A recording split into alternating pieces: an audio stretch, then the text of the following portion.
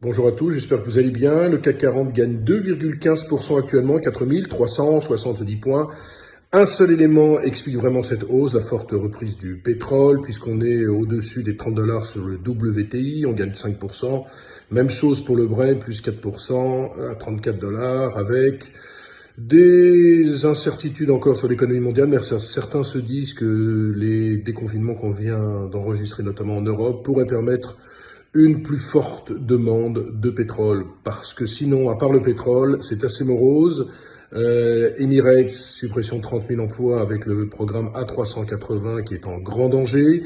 On parle de plus en plus de la faillite de l'État de New York, la même chose que dans les années 70, puisque le confinement durera là-bas jusqu'au 28 mai et que les recettes fiscales sont en chute libre. On reparle de la guerre commerciale, des mesures de rétorsion des États-Unis face à Huawei, des mesures de rétorsion de la Chine sans doute face à Qualcomm et face à Apple. Un Jérôme Powell hier sur une chaîne américaine qui a dit finalement qu'il n'y aurait pas de reprise économique forte sans vaccin. Vous voyez que le panorama est assez morose. Ajoutons à cela que les statistiques américaines ne sont pas bonnes. Celles qui sont sorties vendredi sont plus que moroses.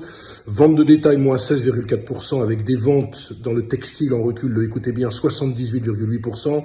Une production industrielle en recul de 11,2%. Tout ça ne fait pas un beau panorama.